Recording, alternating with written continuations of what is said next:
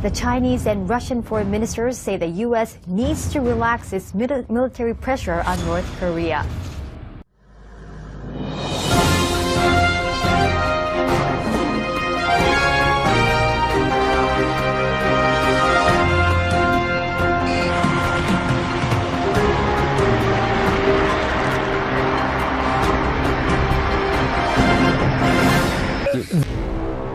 Two of the world's top diplomats are sending a message to the United States before a pair of historic summits that could shape the future of the Korean Peninsula. The Chinese and Russian foreign ministers say the U.S. needs to relax its military pressure on North Korea.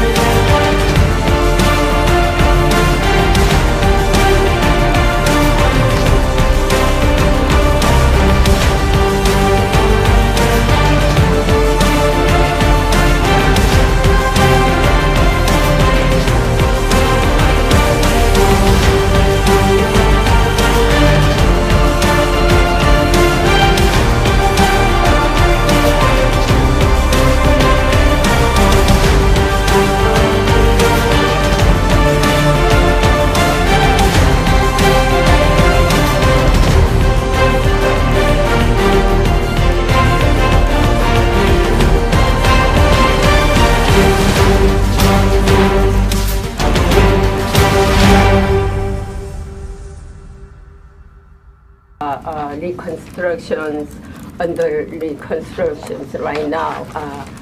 Disregarding how will the North Korea's actions affected the U.S. and North Korea summit for the denuclearizations. So as you know, the State Department and the White House are in the lead on those discussions.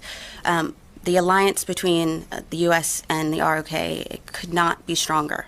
But I'm going to let our diplomats lead that discussion because they are the ones at the forefront, and I will let them talk to the way ahead. Wang Yi and Sergei Lavrov held a joint press conference in Moscow. They touched on a range of topics from China's trade dispute with the U.S. to the upcoming Inter-Korean summit just weeks away. Wang said the peninsula's nuclear issue is closely connected to the security threat that North Korea faces. He said those concerns must be addressed before the denuclearization of the peninsula can be achieved, adding it will take a step-by-step process. The United States has been pushing a campaign of maximum pressure on the North and has warned that all options are on the table to deal with the nuclear threat. The topic will likely be discussed when leaders of the two Koreas meet April 27th. Another summit is expected between Kim Jong-un and the U.S. president by the end of May. Humanitarian groups in South Korea are using the ocean current to send needed food and information from the outside world into impoverished regions of North Korea. VOA Seoul correspondent Brian Padden reports the activists, many of whom are North Korean defectors, hope that by floating aid across the border, it will get to those in need and not be confiscated by the repressive Kim Jong-un government. Korean activists are sending out to sea more than messages of hope in plastic bottles. On Kangwa Island in the Yellow Sea, located just south of the inter-Korean border, humanitarian groups are launching aid packages containing rice, medicine, U.S. dollars, and news from the outside world. The ocean's current, they say, will carry the sealed bottles to cities and towns along the west coast of North Korea. If we set the date and time right, it will get there 100%. On one day alone, the activist group can send over 500 kilos of rice and 400 computer memory sticks full of South Korean movies and independent news that is banned in North Korea.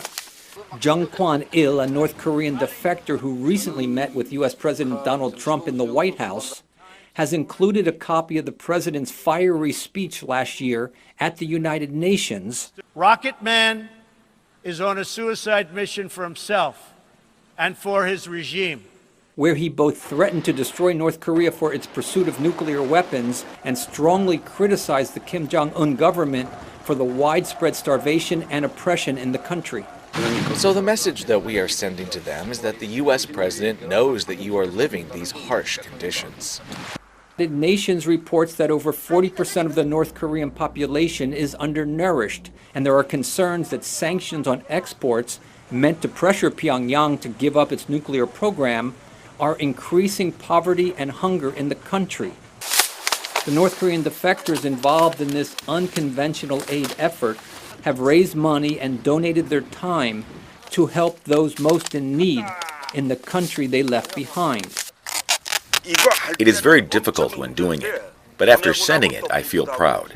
Some of their support also comes from Christian churches that want to send Bibles into the communist North, where religious teaching is also highly restricted. North Korean leader Kim Jong-un's willingness to talk about ending his country's nuclear weapons program, as conveyed to a South Korean envoy, is the basis for the expected summits between Kim and South Korean President Moon Jae-in and with U.S. President Donald Trump. However, at a conference in Seoul, North Korea analysts note the leadership in Pyongyang uses a term for denuclearization that has multiple meanings.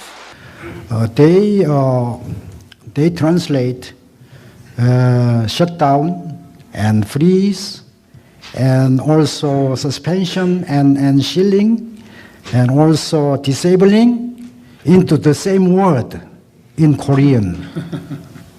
가동 중단.